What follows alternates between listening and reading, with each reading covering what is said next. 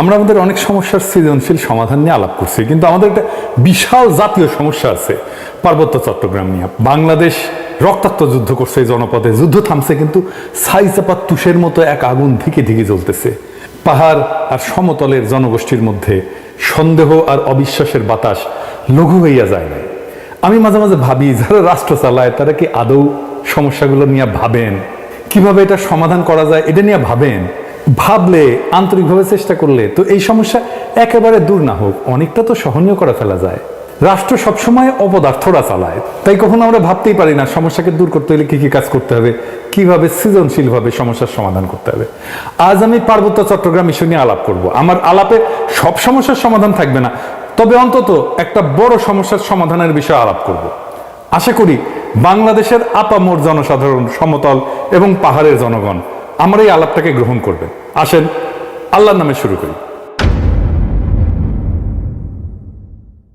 এখন আলাপ হইতেছে আদিবাসী না উপজাতি এই বিষয় নিয়ে। আমি এই আলাপে এখনই ঢুকবো না, একটু টাচ করব আমার এপিসোডের একদম শেষ দিকে। আমার মতে সমস্যার মূলটা এই জায়গায় না, মূলটা মূলত দুইটা জায়গায়, একটা স্থানীয় আর একটা আন্তর্জাতিক। আন্তর্জাতিক বিষয়টা আমি প্রথমে আলোচনা করব, কারণ পার্বত্য চট্টগ্রাম নিয়ে আলাপ করার সময় সেই আন্তর্জাতিক প্রবলেমটা, সমস্যাটা, যেখানে ভারত একটা গুরুত্বপূর্ণ ফ্যাক্টর, সেটারে মাথায় রাখলে আমাদের বিষয়টা বুঝতে সুবিধা হবে এবং সমাধানের পথটা ভাবতেও সুবিধা হবে। আসেন এই দুইটা বিষয় কি কি। ভারত মনে করতো যে পার্বত্য চট্টগ্রামের নাগা এবং মিজো বিদ্রোহীরা লুকায় আছে এবং তাদেরকে পাকিস্তানের গোয়েন্দা সংস্থা ISI সাহায্য করে। তো এইটার পাল্টা কর্মসূচি নেয় ইন্ডিয়া, যে পূর্ব পাকিস্তানকে দেশটার রাজনৈতিক মূল অংশ থেকে বিচ্ছিন্ন করবে।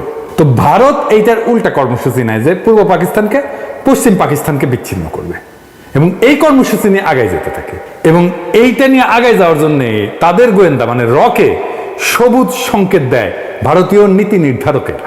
অনেক পরে ভারতের গোয়েন্দা সংস্থা তার কর্মকর্তা বি রমন এই সম্পর্কে বলছেন যে এই যে পূর্ব পাকিস্তান থেকে ভারতের উত্তর পূর্বাঞ্চলে ISI চালানো কার্যক্রমের অবসান ঘটাইতে ইন্দিরা গান্ধী পূর্ব পাকিস্তানের বাংলাভাষীদেরকে পাকিস্তান থেকে বিচ্ছিন্ন হওয়া এবং বাংলাদেশ নামে একটা পৃথক রাষ্ট্র প্রতিষ্ঠার ব্যাপারে সহায়তা করতে হবে এই সিদ্ধান্ত নেয়। এটা বি রমনের বইয়ে লেখা আছে।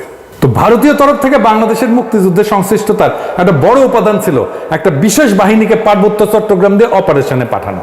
এই বিশেষ বাহিনীর নাম ছিল special frontier force. General Uban ছিল এই ফোর্সের প্রথম ইন্সপেক্টর জেনারেল। 1962 সালের শেষ দিকে এই ফোর্সটা গড়ে উঠছিল। 71 সালে এই জেনারেল উবানি ছিলেন মুজিব বাহিনীর প্রশিক্ষক। মুজিব বাহিনী কি জানেন তো? ছাত্রলীগ, যুবলীগ আর আওয়ামী লীগের যৌথ গেরিলা বাহিনী। এরা কিন্তু যুদ্ধ করেনি, আর আজকে তারা মুক্তিযুদ্ধের সিপাহসালার হয়ে গেছে। শুধু তাই না, উবান ছিল রক্ষী বাহিনীরও প্রশিক্ষক। তাইলে বুঝতে পারতেছেন তো যে ইন্ডিয়ার প্ল্যানটা কি এবং কিভাবে সে প্ল্যানগুলো সাজাচ্ছে তার আশেপাশে। এবং পার্বত্য চট্টগ্রামে যখন 71-এ চূড়ান্ত অপারেশন হয়েছিল, তখন মুজিব বাহিনী না, স্পেশাল ফ্রন্টিয়ার ফোর্স নামে ওই আনকনভেনশনাল বাহিনীকেও ভারতীয়রা পার্বত্য চট্টগ্রাম দিয়ে বাংলাদেশে ঢুকায় দেয়। এবং এই স্পেশাল ফ্রন্টিয়ার ফোর্স অনেক দিন থাকে, এমনকি 1975 পর্যন্ত থাকে পার্বত্য চট্টগ্রামে। তো এই ফোর্সের দায়িত্ব কি ছিল? যে পার্বত্য চট্টগ্রামে যে ভারত নিয়ন্ত্রিত মিজোরাম এবং নাগাল্যান্ডের স্বাধীনতা সংগ্রামী আছে তাদেরকে খুঁজে বের করে এবং নিশ্চিহ্ন করা। এখানেই শেষ না, এই স্পেশাল ফ্রন্টিয়ার ফোর্সের সাথে মুজিব বাহিনী পার্বত্য চট্টগ্রাম দিয়ে যখন অভিযান শুরু করে, এটা নভেম্বরের শেষ দিকে। এরা ত্রিপুরা রাজ্য থেকে পার্বত্য চট্টগ্রামের পানছড়িতে প্রবেশ করে নভেম্বরের শেষে। একদল চাকমা তাদেরকে অভ্যর্থনা জানাইতে যায়, মনে করছে তাদের মুক্ত করতে আসছে। এদের জন্য একটা খাসিও নিয়ে গেছিল বেচারারা। আহারে, মুজিব বাহিনী ও স্পেশাল ফ্রন্টিয়ার ফোর্স এই সদস্যদের খাসিটা নিছে, কিন্তু অভ্যর্থনাকারী সবাইকে হত্যা করছিল। তারপর তারা পানছড়ির পাহাড় গ্রামগুলোতে হামলা শুরু করে, বাড়িঘর লুটপাট করে, আগুন লাগাই দেয়, সামনে যাকে পায় তাকেই হত্যা করে এবং মেয়েদেরকে ধর্ষণ করে। তাদের হামলায় পানছড়িতে ওই দিনই নিহত হয়েছিল 32 জন নিরীহ পাহাড়ি। তারপর তারা পানছড়ি থেকে খাগড়াছড়ির দিকে রওনা হয় এবং যাওয়ার পথে 176টা বাড়িঘর জ্বালায় দেয়। 14 ডিসেম্বরেও তারা 22 জনকে হত্যা করে। এই ছিল আওয়ামী লীগের মুজিব বাহিনীর মুক্তিযুদ্ধ। এটাই তাদের কন্ট্রিবিউশন। বাংলাদেশ থেকে ভারতীয় সামরিক বাহিনী চলে যাওয়ার সময় তাদের সেনাবাহিনীর এই স্পেশাল ফ্রন্টিয়ার ফোর্সকে রেখে দেওয়া হয় কক্সবাজারে। 72 সালের জুলাই পর্যন্ত পার্বত্য চট্টগ্রামে অপারেশন চালায়, তারপরে তারা প্রত্যাবর্তন করে। কিন্তু সবাই যে চলে গেছিল তা কিন্তু না, কারণ মুজিব যেদিন জয় বাংলা হয় না 1975-এ, ওই সময় পার্বত্য চট্টগ্রামে অপারেশন চালানো একটা ভারতীয় হেলিকপ্টার বিধ্বস্ত হয় রেকর্ড রে ভাই। মুজিব মূলত পার্বত্য চট্টগ্রামকে ভারতের হাতে তুলে দিছিল। আমি আর সেই ইতিহাসে গেলাম না, কিন্তু এখন পার্বত্য চট্টগ্রাম নিয়ে ইন্ডিয়ার পরিকল্পনাটা কি? ইন্ডিয়ার একটা দুর্বল জায়গা আছে চিকেন নেক, তাই না? আপনারা জানেন, যেটা দখল নিতে পারলে সেভেন সিস্টার জয় বাংলা হয়ে যাবে, আলাদা হয়ে যাবে। ইন্ডিয়া সেটা নিয়ে সবসময় একটা প্যারার মধ্যে থাকে। আমাদেরও একটা উইক জায়গা আছে, সেটা হইতেছে ফেনী, যা আমাদের বাংলাদেশ মূল ভূখণ্ডের সাথে পার্বত্য চট্টগ্রামকে যুক্ত করছে। ওই জায়গা দিয়া পার্বত্য চট্টগ্রামকে যদি আলাদা করে দিতে পারে ইন্ডিয়া, তাইলে চিকেন নেক নিয়ে তার না ভাবলেও চলবে, মুফতে একটা সমুদ্র বন্দর পাওয়া যাবে। তাই সে পার্বত্য চট্টগ্রামের সবসময় বিচ্ছিন্নতাবাদীদেরকে অকাতরে সাপোর্ট দেয়। শান্তি বাহিনীকে সাপোর্ট দিচ্ছে, কুকিজিনদের সাপোর্ট দেয়। তারা জানে পার্বত্য চট্টগ্রাম যদি বিচ্ছিন্ন হয়, আলাদা রাষ্ট্র হয়ও, তাইলে এই ল্যান্ড লক একটা অতি অল্প জনগোষ্ঠীর ভূখণ্ডের ইন্ডিয়ার উপরে সর্বাংশে নির্ভর করা ছাড়া আর উপায় নাই। আর ওই অংশটা ইন্ডিয়া খাইয়া ফেলতে কোনো সমস্যা হবে না তখন। তবে আমরা এই সমস্যার কথা কম বেশি সবাই জানি। দ্বিতীয় যে সমস্যা, যেটার কথা আমরা একেবারেই জানি না, আলাপ করি না, সেই সমস্যাটা কি? আসেন সেটা নিয়ে আলাপ করি। এটা খুবই জটিল এবং কম আলোচিত সমস্যা। এই প্রসঙ্গে আমি আর একটা আলোচনা করে নিই, আপনাদের বুঝতে সুবিধা হবে। হংকং আর চায়না মেনল্যান্ড, এই দুইটা ভূখণ্ড কিন্তু একই দেশের হইলে সিস্টেম আলাদা, অর্থনৈতিক সিস্টেম আলাদা। হংকং অশান্ত না? আপনি একই দেশের দুইটা সিস্টেম করলে সেটা অশান্তির একটা বীজ হয়ে থাকে, যদি খুব ভালোভাবে ম্যানেজ করা না যায়। কারণ দেশ বা রাষ্ট্র একটা শরীরের মতো, এটা একটা রাজনৈতিক অর্থনৈতিক সংহতির দরকার পড়ে। ইকোনমিক সিস্টেম আলাদা হইলে রাজনৈতিক সংহতি রক্ষা করা দূর হয়ে যায়। কেন? মার্কস বলছেন যে রাজনীতি হচ্ছে অর্থনীতির একটা ঘনীভূত রূপ। অর্থনীতি যেমন, সেটাই রাজনীতি হইয়া দেখা দেয়। কথাটা খুবই সত্য কথা। একটা দেশের ইকোনমি যেমন, তার রাজনীতিটাও তেমন। এটা নিয়ে পরে আবার বিস্তারিত আলাপ করা যেতে পারে, কিন্তু আপাতত আজকাল আলাপের জন্য এইটুকু জানলেই চলবে। পার্বত্য চট্টগ্রামের ইকোনমি কি আলাদা? হ্যাঁ, আলাদা। ওদের ইকোনমি ভূমি নির্ভর। ওদের বর্তমান ভূমির মালিকানা ব্যবস্থা খুবই জটিল এবং বহুমুখী একটা কাঠামোর উপর প্রতিষ্ঠিত, যা ঐতিহাসিক, সামাজিক, সাংস্কৃতিক এবং প্রশাসনিক অনেকগুলো কারণের মিশ্রণ। তিনটা স্তরে এদের ভূমি ব্যবস্থাপনা। এক নাম্বার, ঐতিহ্যবাহী ভূমি মালিকানা ব্যবস্থা। এটাই সবচেয়ে বড় ভূমি ব্যবস্থাপনা। আনুমানিক 50 থেকে 60% ভূমি এই ঐতিহ্যবাহী ব্যবস্থাপনার আওতায় পড়ে। কেমন সেটা? এইটা গোষ্ঠীভিত্তিক মালিকানা, কোনো ব্যক্তি মালিকানায় না। পার্বত্য অঞ্চলের প্রধান জনগোষ্ঠী যেমন চাকমা, মারমা, ত্রিপুরা এবং অন্যান্য গোষ্ঠীগুলা তাদের নিজস্ব ঐতিহ্যবাহী ভূমি ব্যবস্থাপনা পদ্ধতি অনুসরণ করে। এই ব্যবস্থায় জমির মালিকানা সাধারণত পরিবার বা গোষ্ঠীর মধ্যে থাকে। এটা একটা মৌখিক ঐতিহ্য, লেখাপড়া কিন্তু নাই, কোনো দলিল নাই। জমি ভোগ, দখল এবং ব্যবহার করার অধিকার আছে, কিন্তু সেটা আইনগতভাবে নথিভুক্ত না। জুম চাষ হয় না পাহাড়ে, এই জুম চাষের জন্য যে ভূমি, সেইটা কিন্তু এই ঐতিহ্যবাহী কৃষি পদ্ধতি এবং এই ভূমি মালিকানায়। এখানে জমি ব্যক্তিগত মালিকানা না, বরং গোষ্ঠীগত মালিকানায় পরিচালিত হয়। 2 নাম্বার মালিকানা হচ্ছে সরকারি ভূমি মালিকানা। সরকার যেটাকে রিজার্ভ বন ঘোষণা করছে, এটা সরকারের মালিকানা। পার্বত্য চট্টগ্রামের একটা বড় অংশ আমরা জানি যে রিজার্ভ ফরেস্ট বা সংরক্ষিত বন হিসাবে ঘোষিত। এই ভূমি বন বিভাগ দিয়ে নিয়ন্ত্রিত এবং চাষাবাদ এবং বসতি স্থাপন এখানে নিষিদ্ধ। তবে আপনারা জানেন যে পার্বত্য চট্টগ্রামের অধিবাসীরা ঐতিহাসিকভাবে বনের মধ্যে চাষাবাদ করে এবং বসতি স্থাপন করে। তো সরকার যদি নিষিদ্ধ করে দেয়, তাহলে তাদের ঐতিহাসিকভাবে চাষাবাদের পদ্ধতি ছিল, সেটা নষ্ট হয়ে যায় না? এটা মাথার মধ্যে নাই ওদের। কিন্তু এটা একেবারে বন্ধ হয়নি। এই সংরক্ষিত বন এলাকায় অনেক বসতি আছে জনগণের, এবং ঐতিহ্যগতভাবে এই ভূমি তারা ব্যবহার করে। এইটাও একটা ভূমি বিরোধের অন্যতম কারণ।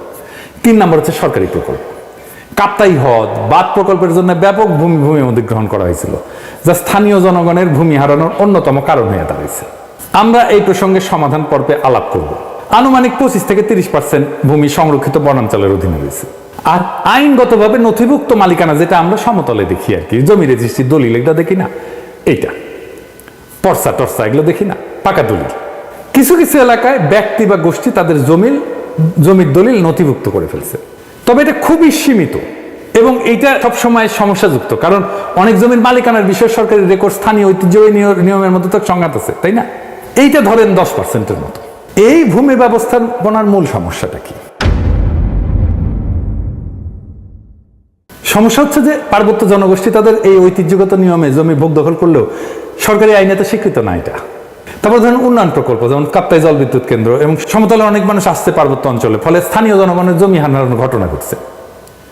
আবার আরেকটা জিনিস বললাম যে রিজার্ভ সংরক্ষিত বন এবং কৃষি জমি নিয়ে যে সংঘাত, ওইখানে তারা বসতি স্থাপন করে, ওখানে কৃষি কাজ করে। সমতলের অনেকে বলে যে আমরা কেন পার্বত্য চট্টগ্রামে গিয়ে জমি কিনতে পারবো না, ওরা তো এসে সমতলে জমি কিনতে পারে। সমস্যা বুঝছেন তো? আপনি কার কাছ থেকে জমি কিনবেন? দলিলই তো নাই। দলিল তো মুখে মুখে, মালিকানা তো ব্যক্তির না রে ভাই, মালিকানা সামাজিক, এবং প্রায় 60% জমির মালিকানা এরকম। তো এই বাস্তবতাটা তো বুঝতে হবে। দেখেন এই সমস্যার সমাধান কি? ওয়ান কান্ট্রি টু সিস্টেম ব্যবস্থা আমাদের চালাইতে হবে ততদিন পর্যন্ত যতদিন না ব্যাপক সংখ্যাগরিষ্ঠ পাহাড়িরা এই সিস্টেম বদলানোর জন্য দাবি না করে।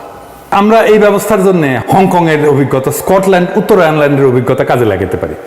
এইটা করে ঐতিহ্যবাহী ভূমি ব্যবস্থাকে আইনি স্বীকৃতি দিতে পারি এবং পুরো পার্বত্য চট্টগ্রামকে আমরা গ্রিন ইকোনমির আওতায় আনতে পারি। তাহলে আমাদের এই ওয়ান কান্ট্রি টু সিস্টেমটা ভালোভাবে বাস্তবায়ন করা যাবে। অর্থনৈতিক উন্নয়ন আর স্বাতন্ত্র্য 2 লক্ষ্যই অর্জিত হবে। পার্বত্য চট্টগ্রামে ব্যাপক অর্থনৈতিক উন্নয়ন করলে, পাহাড়িদের আয় আর জীবনযাত্রার মান বাড়াইলে বেশিরভাগ সমস্যার সমাধান হয়ে যাবে। আসেন এই গ্রিন ইকোনমিটা কি আর কিভাবে এটা ইমপ্লিমেন্ট করা যায় সেটা দেখি, বাস্তবায়ন করা যায়। গ্রিন ইকোনমি হলে এমন একটা অর্থনৈতিক ব্যবস্থা যা পরিবেশকে রক্ষা করবে, টেকসই উন্নয়নকে প্রাধান্য দেবে এবং এইটাই প্রাকৃতিক সম্পদের সঠিক ব্যবস্থাপনা, পরিবেশ বান্ধব প্রযুক্তি ব্যবহার এবং সবুজ কর্মসংস্থান তৈরির মাধ্যমে অর্থনৈতিক উন্নয়ন এবং পরিবেশ রক্ষার মধ্যে একটা ভারসাম্য আনবে। এবং আমরা পার্বত্য চট্টগ্রামকে যদি একটা সংরক্ষিত এলাকা বলে ঘোষণা দিয়ে গ্রিন ইকোনমির আওতায় নিয়ে আসি, তাহলে অনেকগুলো সুবিধা পাওয়া যাবে। স্বাতন্ত্র্য রক্ষা তো হবেই, পাশাপাশি অর্থনৈতিক উন্নয়ন সম্ভব হবে। সুবিধাগুলো এক এক করে আলোচনা করি। যেমন ধরেন, প্রাকৃতিক সম্পদের সংরক্ষণ করা যাবে। সংরক্ষিত এলাকায় অরণ্য, বন্যপ্রাণী এবং জীব বৈচিত্র্য রক্ষার জন্য সঠিক ব্যবস্থাপনা গড়ে তোলা সম্ভব হবে এবং এর ফলে টেকসই একটা বন ব্যবস্থাপনা, যেটাকে সাস্টেনেবল বন ব্যবস্থাপনা বলা হয়, এবং পানি সংরক্ষণ, কার্বন নিঃসরণ হ্রাস করা যাবে এবং পরিবেশ বান্ধব কর্মসংস্থান তৈরি করা যাবে। কিভাবে? ধরেন ইকো ট্যুরিজম, জৈব চাষাবাদ, প্রাকৃতিক পণ্য উৎপাদন এবং স্থানীয় কারুশিল্পের মাধ্যমে স্থানীয় জনগণের জন্য কর্মসংস্থান সৃষ্টি করা যাবে। পরিবেশ বান্ধব উদ্যোগ নেওয়া যেতে পারে, যেমন সৌরশক্তি প্রকল্প, জৈব প্লাস্টিক উৎপাদন প্রকল্প, এইগুলো তৈরি করা যেতে পারে। এবং যেহেতু আমরা এখানে কার্বন নিঃসরণ কমাবো, তাই আন্তর্জাতিক সহযোগিতা পাওয়া যাবে প্রত্যেকটা প্রকল্পে।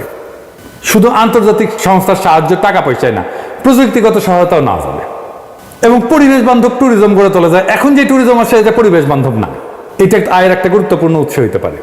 আর সামাজিক উন্নয়ন, জনসাধারণের, যেমন ধরেন স্থানীয় জনগণের শিক্ষা, স্বাস্থ্য এবং আর্থিক অবস্থার উন্নতির জন্য প্রকল্প নেওয়া যেতে পারে, যেটা তাদের জীবিকার বিকল্প উৎস হিসেবে কাজ করবে। যারা বনাঞ্চলে কাজ করতেছে, যারা বনাঞ্চলে আবাদ করতেছে বা বাসস্থান করতেছে, তাদের জন্য একটা বিকল্প, একটা কর্মসংস্থানের উৎস আমাদের খুঁজে বের করতে হবে।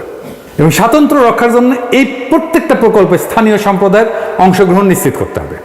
স্থানীয় জনগোষ্ঠীকে সিদ্ধান্ত গ্রহণ এবং ব্যবস্থাপনার অংশীদার করে ফেলতে হবে। তাদের ম্যানেজমেন্টে পার্টিসিপেশন ছাড়া আমরা কোনো কাজ করব না। তাদের সাংস্কৃতিক ঐতিহ্য এবং জীবনযাত্রাকে সম্মান জানায় উন্নয়ন পরিকল্পনা করতে হবে সবসময়। সংরক্ষিত এলাকাকে বিভিন্ন জোনে ভাগ করা যেতে পারে। যেমন ধরেন কোর জোন, যেটা সম্পূর্ণ সংরক্ষিত এলাকা, যেখানে মানুষের প্রবেশ সীমিত থাকবে। বাফার জোন, যে কিছু নিয়ন্ত্রিত কার্যক্রম, যেখানে ইকো ট্যুরিজমটা চালাবো। আমরা ইকো ট্যুরিজম সব জায়গায় চালাইতে দেবো না এবং এখানে গবেষণাও করবো। এবং sustainable use zone, third zone, যেখানে পরিবেশ বান্ধব চাষাবাদ, কারুশিল্প এবং অন্যান্য কার্যক্রম পরিচালনা করা যাবে। এবং একটা কঠোর আইন, পরিবেশ সুরক্ষা আইন লাগবে ওইখানে। সংরক্ষিত এলাকায় বৃক্ষ নিধন, শিকার এবং দূষণ কঠোরভাবে নিষিদ্ধ করতে হবে এবং আইন ভঙ্গ করলে দৃষ্টান্তমূলক শাস্তি ব্যবস্থা করতে হবে। এবং আমরা পুরো সিস্টেমটা ঠিক মতো চলতেছে কিনা এটার জন্য প্রযুক্তির ব্যবহার করবো, ড্রোন লাগাবো, স্যাটেলাইট ইমেজ ব্যবহার করবো, যে সংরক্ষিত এলাকায় সার্বক্ষণিক আমরা নজরদারি করবো যে কেউ আমাদের এই পরিবেশের ক্ষতি করতেছে কিনা। এবং এই অঞ্চলে আমাদের একটা গবেষণা এবং ডকুমেন্টেশনের একটা শক্তিশালী সিস্টেম রাখতে হবে, যে সংরক্ষিত এলাকায় জীব বৈচিত্র্য, সম্পদ এবং পরিবেশগত অবস্থা নিয়মিত এটা ঠিক থাকতেছে কিনা, এটা নিয়মিত গবেষণার মাধ্যমে পর্যবেক্ষণ করা হবে। আর আসেন কাপ্তাই লেক এলাকা। এই যে কাপ্তাই লেকটা করা হয়েছে, জানেন এখানে কত মেগাওয়াট বিদ্যুৎ হয়? 230 মেগাওয়াট মাত্র। এটা গোটা বাংলাদেশের চাহিদার মাত্র 5%। এই যে 5% বিদ্যুৎ, তার জন্য কত বড় সমস্যা আমরা তৈরি করছি। আমরা যদি ঘোড়াশাল বিদ্যুৎ কেন্দ্রের কথা চিন্তা করি, ঘোড়াশাল বিদ্যুৎ কেন্দ্র 950 মেগাওয়াট বিদ্যুৎ উৎপাদন করে, তার মানে 4 গুণ এই কাপ্তাই লেকের চাইতে। তাইলে আমি এটা আসলে রাখবো কেন? এই কাপ্তাই বাঁধ ভেঙে দিয়ে আমরা জমি উদ্ধার করলে কি সমস্যা? এটা ভেবে দেখতে হবে। এটা নিয়ে আমাদের সিরিয়াস চিন্তা করতে হবে যে আসলে আমরা কাপ্তাই বাঁধটা রাখবো কিনা। একটা দীর্ঘস্থায়ী প্রবলেমের সমস্যার সমাধান করছে। কাপ্তাই লেক থাকবে না, কাপ্তাই লেকের দরকার কি? আমাদের তো দরকার নাই। দৃষ্টিনন্দন কাপ্তাই লেকের তো দরকার নেই। আমার যদি জমি উদ্ধার হয় ওইখানে, এই 230 মেগাওয়াট বিদ্যুতের দাম কত? আর আমরা যদি এই জমিটাকে ব্যবহার করতে পারি, কাপ্তাই লেকের নিচে ডুবে যাওয়া জমিটা যদি উদ্ধার করতে পারি, তাহলে এই জমিতে আমরা কি পরিমাণে অর্থনৈতিক ব্যবস্থাপনা করতে পারবো, অর্থনৈতিক সুবিধা পাবো, অর্থনৈতিক লাভ করতে পারবো। এটা একটা স্টাডি হইতে পারে, আমি একটু ধারণাটা দিলাম। যদি মনে করেন যে স্টাডি করে যদি দেখা যায় যে ওইখানে অর্থনৈতিক সুবিধা যেটা সেটা অনেক অনেক বেশি এই কাপ্তাইয়ের 230 মেগাওয়াটের বিদ্যুতের চাইতে, তাহলে কাপ্তাই বাঁধ আমাদের রেখে লাভ, এটা ভেঙে দেওয়া যেতে পারে। আমার মনে হয় যে কাপ্তাই বাঁধ যদি ভেঙে দেওয়া যায় তাহলে আমাদের বেটার ইকোনমিক বেনিফিট আমাদের আসবে। এবার আসেন আদিবাসী ধারণা নিয়ে আমার চিন্তাটা বলি, কেন এইটা অদরকারি আলাপ, কেনই বা সমতলের মানুষ এই চিন্তাটা পছন্দ করে না।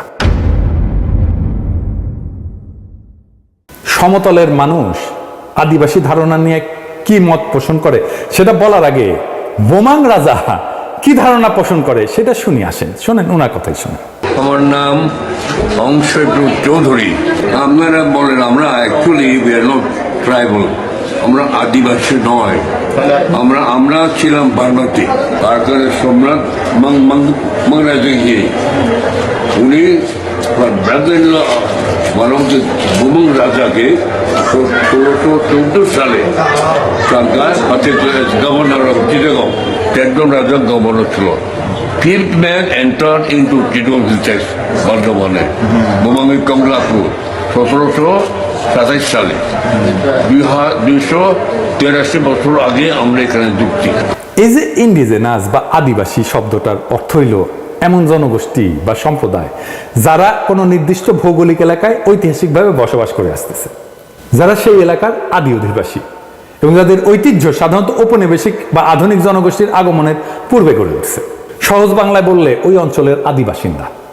রেড ইন্ডিয়ানরা যেমন আমেরিকার আদিবাসিন্দা, আপনারা তো সেটা না পাহাড়ি ভাইরা। তারপরে যখন এই শব্দ ব্যবহার করার জন্য চাপাচাপি করেন তখন বাকি দেশের মানুষ এটাকে সন্দেহের চোখে দেখবেই। এটাও বুঝতে হবে, তারা জানে আদিবাসীরা যদি দাবি করে যে তাদের মানবাধিকার লঙ্ঘিত হচ্ছে তাহলে আন্তর্জাতিক সম্প্রদায় তাদের আলাদা রাষ্ট্রের দাবিকে সমর্থন জানায়, সেই দাবিকে মেনে নিতে বাধ্য করতে পারে। আর আপনাদের তো জুম্মল্যান্ড সংক্রান্ত দাবি আছেই, আর ইন্ডিয়ার তো ফুসলানো আছেই, তাই না? এবং ইন্ডিয়া তো চায় এটাকে আলাদা করে নিয়ে একটা আলাদা তাদের মধ্যে খেয়ে ফেলতে। তো সন্দেহ তো যৌক্তিক।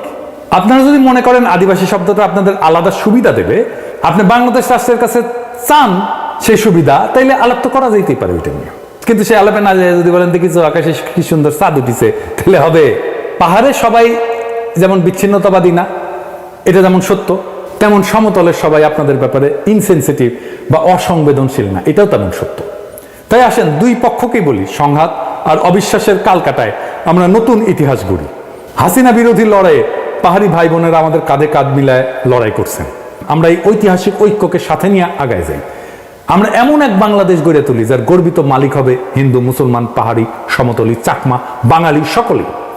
বৈচিত্র্যের মধ্যে আমরা গড়ে তুলব এক মহান ঐক্য, এক নতুন বাংলাদেশে, যে বাংলাদেশের স্বপ্ন দেখেই জুলাই আগস্টের হাজারো শহীদেরা চোখ মুছছিল, শেষ নিদ্রায় গেছিল। আসেন আমরা সেই স্বপ্নকে বাস্তব করে তুলি। ইনকিলাব জিন্দাবাদ।